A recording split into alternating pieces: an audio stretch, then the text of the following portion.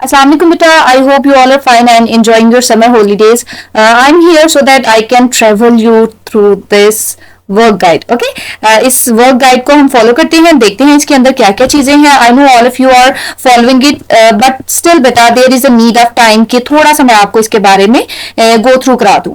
Okay, सबसे पहले जैसे आपको पता है कि स्टार्टिंग पे मैम इतना ज्यादा क्या कुछ लिख दिया है, तो इतना ज्यादा परेशान होने वाली कोई बात नहीं है। इसमें बेटा बेसिकली क्या है कि सारी बुकलेट जो बनी हुई है ना, उसमें प्री विंग है, जूनियर विंग है और मिडल विंग है, तो आपने कंफ्यूज नहीं होना। स्टार्टिंग पे कुछ गाइडलाइंस दी हुई है इस समर पैक के अकॉर्डिंग, कुछ उन्होंने इंट्रोडक्शंस दी हुई है कि हमने इसको इसलिए ऐड किया है सो दैट आप जो है अपनी जो वेकेशंस है, अपनी जो हॉलीडेज हैं, उनको अच्छे से गुड वे में आप यूटिलाइज कर सको, आप उसे फन लिविंग बना सको और मजे करो और साथ साथ पढ़ते रहो। ठीक है, तो इस तरह की एक्टिविटीज इसमें बेटा ऐड की गई है। वो एक्टिविटीज आपके लिए बहुत ज्यादा हेल्पफुल होंगी, लेकिन अगर आप उनको फॉलो करेंगे, if you are following it on and off, कभी कर लिया फॉलो कभी फॉलो ना किया, अपनी मर्जी से कुछ भी करते रहे, तो बेटा फिर मजा नहीं आएगा। ठीक है, और उसके अलावा बेटा आपको बताया हुआ है पेरेंट्स की रोल के हवाले से कि पेरेंट्स का क्या रोल है। पेरेंट्स का रोल सबसे पहले अगर मैं बात करूँ ना, तो पेरेंट्स का रोल आ जाता है to design a schedule for you.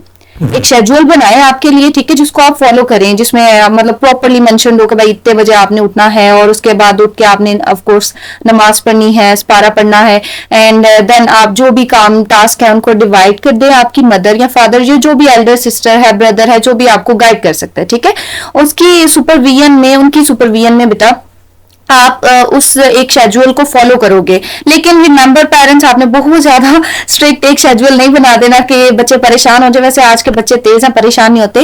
It should be flexible, इसको थोड़ा फ्लेक्सिबल रखना है। समटाइम क्या होता है कि कुछ भी ऐसी सिचुएशन आ जाती है जिसमें उसको फॉलो नहीं कर पाते, तो उसकी वजह से पैनिक क्रिएट नहीं करना, बच्चों ने भी परेशान नहीं होना, इतनी कोई परेशानी वाली बात नहीं है। आप कुछ एक्टिविटीज को स्विच भी कर सकते हो अपने अकॉर्डिंग। ठीक है, प्रीविंग की अगर हम ये अर्लियर स्टेज 2 से प्री 1 तक है, अगर हम इसकी बात करें ना कि इसमें कितने पोर्शन है, तो बेसिकली इसमें ना 2 पोर्शंस बने हुए हैं। पहले एक्टिविटीज हैं, उसके बाद डिफरेंट चीजें हैं, फिजिकल एक्टिविटीज और इमोशनली। तो इसमें बेटा सबसे पहले क्या करेंगे, हमारे पास है ये एक्टिविटीज।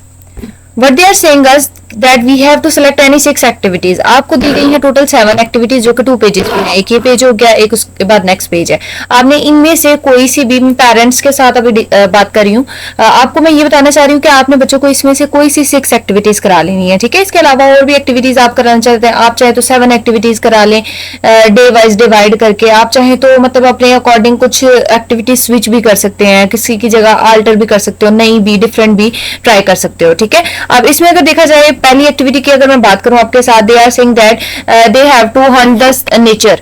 ठीक है, नेचर वॉक जैसे होती है, स्कैवेंजर हंट जो है, ये आपने परफॉर्म करानी है। कि बच्चे क्या करेंगे, सपोज आपने कोई भी पास में पार्क है या गार्डन है होम का, किसी भी ऐसी जगह पे ले जाना है जहां पे काफी ज्यादा बायोटिक कंपोनेंट्स मिल जाए, लिविंग ऑर्गेनिजम्स मिल जाए, ताकि बच्चे क्या करेंगे, बच्चे उन चीजों को नोट करेंगे कि इस शेप के लीव्स हैं, वो लीव्स कलेक्ट कर सकते हैं, कलेक्ट करके उनका कोलेज बना के अपनी स्क्रैप बुक में या किसी भी पेपर पे, किसी भी नोटबुक में, कोई भी उनकी प्रीवियस ईयर की कोई नोटबुक पड़ी हुई है उनके अंदर वो पेस्टिंग कर सकते हैं। ठीक है, तो इस तरह से ना वो बहुत ही इस चीज को एज ए फन लेते हैं कि हम लोग कोई चीजें कलेक्ट कर रहे हैं, we have to gather something else, और उस चक्कर में ना वो काफी ज्यादा एक तरह से मूव करते हैं और फिजिकली भी उनकी एक्टिविटी हो जाती है और वो चीजों को संभाल संभाल के रखते भी हैं। तो इस तरह सेंस ऑफ रिस्पॉन्सिबिलिटी भी डेवलप हो जाती है। काउंटिंग ट्रेयर हंट दूसरी एक्टिविटी है जैसे आपके पास। इसमें आप क्या करेंगे कि आप घर में जैसे सपोज कहीं भी आप लॉन की बात कर लें, सहन की बात कर लें, आप क्या करेंगे, कुछ छोटे छोटे टॉयज जो हैं वो छुपाएंगे और बच्चों से कहेंगे कि that they have to find these toys. ठीक है, हम भी जब छोटे थे तो हमारे पास भी छोटे छोटे मतलब कुछ ना कुछ ऑब्जेक्ट्स होते थे, हम लोग उसे छुपा के, तो हमने गेम बनाई होती थी, अच्छा मैं हमने छुपा दिया, आप लोग ढूंढ के दिखाओ। तो इस तरह से वो क्या करेंगे, जब ढूंढेंगे they have to do counting as well. Counting करेंगे तो इस तरह उनका जो है ना न्यूमरेसी स्किल्स डेवलप होंगी, उन्हें काउंटिंग जो है वो बेहतर उनकी इंप्रूव होगी। उसके बाद है नेक्स्ट थर्ड एक्टिविटी क्या है, वॉचिंग एंड नरेटिंग कार्टून और एनिमेटेड मूवी। अच्छा, अब बच्चों को ना एज एप्रोप्रिएट आप वीडियोस वगैरह, कार्टून्स वगैरह दिखाएंगे, और जब वो उनको देखेंगे ना तो then you have to tell them कि आपने ये देखने के बाद ना मुझे ये स्टोरी सुनानी है कि इसमें क्या देखा। इन केस आप नहीं भी ना कहते बच्चे को पहले कि इस तरीके से देखो, तो बच्चा जब देख लेता है ना तो उसके बाद वो फिर ढूंढ रहा होता है कि like I have to find someone कि जिसको मैं बताऊं कि इसमें ये हुआ मामा, इसमें ये हुआ पापा, वट जिस तरीके से भी आपका बच्चा बात करता है, आप उसकी बात ऐसे कॉन्शियसली मतलब आराम से प्यार से सुने, सो दैट उसकी उसकी ना स्पीकिंग जो स्किल है ना वो भी जो है डेवलप हो, कम्युनिकेशन स्किल्स उसकी इंप्रूव हो। हम कहते हैं कि ठीक है देख लिया ना कार्टून तो क्या ही हो गया, आपने देख लिया अगले देख लो, हम अपना काम कर रहे हैं। So we have to give them some time, ताकि उनकी कम्युनिकेशन स्किल्स जो है, उनकी लिसनिंग, उनकी कम्प्रीहेंशन, इस तरह की एबिलिटी जो है वो एनहांस करें, इंप्रूव करें। ठीक है, this is actually our thing, ये पेरेंट्स का काम है जिन्होंने ये सारे काम कराने हैं।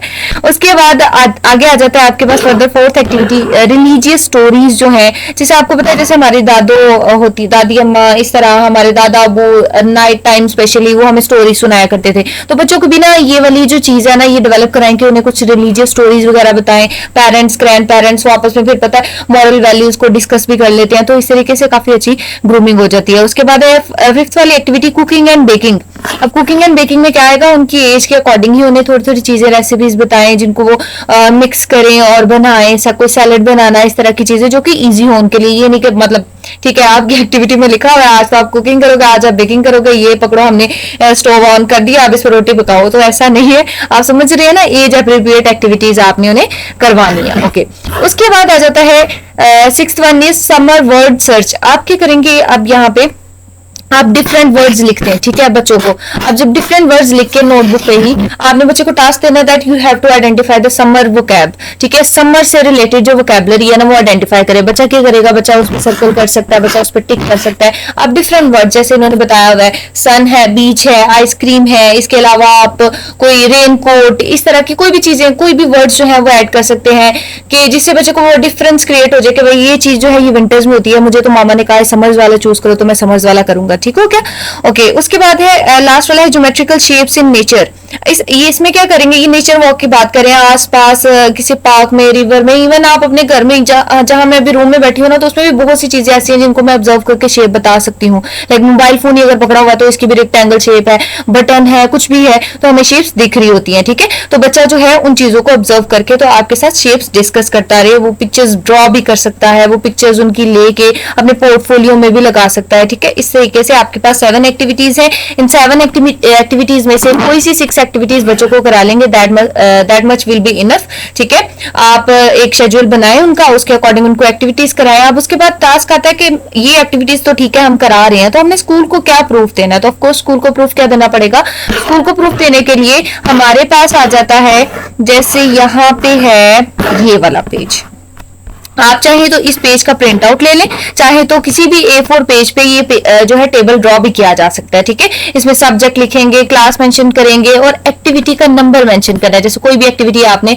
कराई है बच्चे को, तो बच्चा यहाँ पे एक्टिविटी नंबर मेंशन करेगा और उस एक्टिविटी का देन उसे नेम भी लिखना है, टाइटल भी लिखना है कि जो भी उसने नेचर वॉक की है या कुछ भी शेप्स की रिकॉग्निशन वाली थी, जो भी एक्टिविटी है उसका नाम लिखेंगे बच्चे। तो 6 एक्टिविटीज दे आर आस्किंग के, पूछ रहे हैं आपसे कि 6 एक्टिविटीज आपने करा देनी है। ठीक है, you have to make sure कि एटलीस्ट 6 एक्टिविटीज बच्चे कर लें और जैसे वो करते जाएंगे वो इसको फिल करेंगे। ठीक है, ऑन रेगुलर बेसिस। और आप क्या करेंगे, आपका टास्क ये होगा कि अगर बच्चे ने वो एक्टिविटी वाकई परफॉर्म किया then you have to sign over here. यहाँ पे आपके पास जो पोर्शन है यहाँ पे आप साइन कर सकते हैं। तो इस तरीके से ये वाला जो पेज है ना, you have to submit this page to school, school को सबमिट कराएंगे ताकि पता चले कि बच्चे ने ये वाली एक्टिविटीज परफॉर्म की है। उसके अलावा जो भी उसने डॉक्यूमेंट्री बनाई है, किसी भी नोटबुक में उसने चीजें पेस्ट की हैं, तो वो भी आप सबमिट करा सकते हैं साथ ही। ओके, ये हो गया फर्स्ट पोर्शन। अब सेकंड पोर्शन की तरफ चलते हैं। इसमें बहुत ज्यादा ना सारे कलेक्टिव है, सारे ग्रेड्स, तो इसलिए आप लोगों ने कंफ्यूज नहीं होना, मैं आपको बस प्री विंग की तरफ ही लेके जा रही हूँ। उसके बाद आ जाती है physical fitness programme, I think जी ये रहा, ये प्री स्कूल का। ओके, तो इसमें आपके पास फिजिकल फिटनेस डिफरेंट एक्टिविटीज आ जाती हैं। आउटडोर प्लेइंग गेम, बच्चों को आउटडोर जो है वो, हम छोटे थे तो हम लोग काफी बाहर होता था खुला सा ग्राउंड, उसमें जाके खेला करते थे। आजकल बच्चे बस मोबाइल के साथ ही चिमटे रहते हैं, तो उनकी ये वाली जो हैबिट है उसको स्विच कराएं ताकि वो फिजिकल एक्टिविटीज की तरफ आए। तो आप क्या करेंगे, आप उसमें उनकी हेल्प करेंगे, आप बहन भाई स्पेशली उन्हें साथ लेके जाएं। ऑलमोस्ट कोशिश करें कि 1 आवर डेली वो बाहर जाके घूमे फिरें और कुछ ना कुछ करते रहें। ठीक है, ताकि उनके इस तरह से ना फिजिकल एक्टिविटीज की भी भी आदत पड़े कि ये भी गेम्स होती हैं। देन आपके पास सेकंड आ जाता है कि एक्टिव गेम्स और एक्टिविटीज कराएं, ठीक है, डिफरेंट, जैसे आप कह सकते हैं कि इसको स्ट्रेचिंग, स्किपिंग, ठीक है, जंपिंग वगैरह इस तरह की एक्टिविटीज कराएं। देन आपके पास थर्ड नंबर पे है nature walk and scavenger Hunt, जैसे ऊपर भी एक्टिविटीज मेंशन की हुई थी, ठीक है। कोई भी चीज ऑब्जर्व करने के लिए बच्चे को कह दो कि भाई अभी बच्चा आपको तंग कर रहा है ना सपोज, तो आपको कि जाओ लॉन में जाओ, जाके ना डिफरेंट डिफरेंट टाइप्स के प्लांट्स के जो लीव्स है ना वो कलेक्ट करके लाओ। इनकेस आप कहते हैं पौधा ही उजाड़ देगा तो आप उसे कहेंगे प्लांट्स के लीव्स को देख के तो ड्रॉ करके लाओ, ठीक है, जिसमें भी आपको लगता है उस बच्चे का इंटरेस्ट है। या फिर उसे कहे कि एनिमल्स ऑब्जर्व करो, कौन कौन से एनिमल्स दिख रहे हैं, कोई बर्ड्स दिख रहे हैं, कोई भी डिफरेंट चीजें जो है वो ऑब्जर्व करेगा। जब वो ऑब्जर्व करेगा देन उसको आपको वो बच्चा आपको प्रेजेंट भी करेगा कि मामा ये देखिए मैंने ये चीजें ऑब्जर्व की। ओके, उसके बाद आ जाता है मेंटल स्ट्रेंथ कैसे डेवलप कराई जाए, उसमें आ जाता है story telling and imagination play. अब इमेजिनेशन की बात करें तो आजकल हम क्या कहते हैं, बच्चा जो होता है ना खुद भी खुद बातें कर रहा होता है ना, खुद से भी बातें कर रहा होता है, और हम कहते हैं खुद से बातें कर रहे हो तो वो थोड़ा सा शर्मिंदा हो जाता है। तो आपने इस चीज को ना उसकी मतलब इस तरह से स्नब नहीं करना, आप क्या करेंगे कि उसको करने दें ऐसे। इवन ये भी कहा जाता है कि बच्चे को थोड़ी सी ना स्पेस दें, कि उसको एक रूम, एक कॉर्नर, उसको पता हो कि वहां पे जाकर वो कुछ भी सोच सकता है, कुछ भी बोल सकता है, वो रिलैक्स हो, ठीक है। तो इससे क्या होगा कि वो बच्चा जो है वो खुद से सोचने की पावर उसकी डेवलप होगी, वो चीजें इमेजिन करेगा। फिर आपको पता है छोटे बच्चे जो होते हैं खुद से बना के स्टोरीज भी सुनाते हैं, तो हम क्या कहते हैं, हम कहते हैं ऐसे झूठ बोल रहा है। तो इस ये चीज ना आप करें कि झूठ बोल रहा है, आप बस ये देखें कि वो खुद से स्टोरी बना रहा है, ठीक है, उसको बनानी आती है तो बना रहा है ना, ऐसे ऊट पे टांग कुछ भी तो नहीं ना बोल रहा। तो आप उसकी ये चीजें सुना करें, इनफैक्ट उसको कुछ आप मटेरियल भी प्रोवाइड कर सकते हैं जिसको वो यूज करते हुए अपनी स्टोरीज को एक्सप्लेन करे, ठीक है, ताकि उसे पता हो कि मैं कुछ अच्छा काम कर रहा हूँ, मैं कुछ क्रिएटिव काम कर रहा हूँ, वो उसको नेगेटिव ना ले। हमने नेगेटिविटी तो डेवलप करानी नहीं है बच्चे।